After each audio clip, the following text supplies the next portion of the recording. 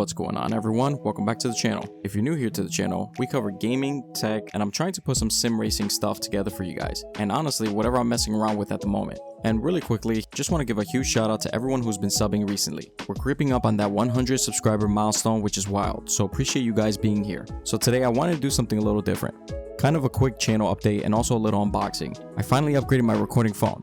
For some time I've been using the iPhone 12 Pro. We're jumping from the 12 Pro all the way to the iPhone 17 Pro, and I figured I'd bring you guys along as I open it up and get it ready for future content.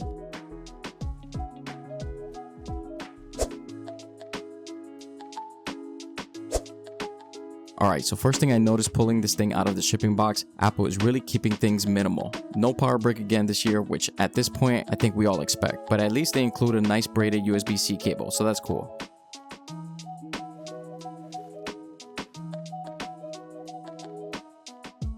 And here it is. I'm pretty sure this is the Pacific blue color. If I'm wrong, let me know in the comments down below, but man, this looks clean.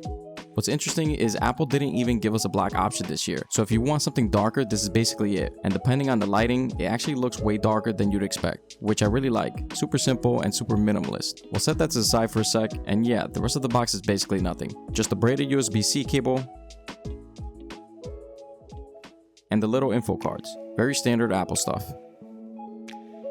So I'm gonna go ahead and get this thing set up, and if you guys didn't know, I'm one of those people who likes using their phones without a case. I know that stresses people out, but honestly, if the phone feels good to hold, I'm gonna use it how it was designed. I just like keeping the bulk down as much as possible. That's actually one of the reasons why I upgraded to the 17 Pro this year.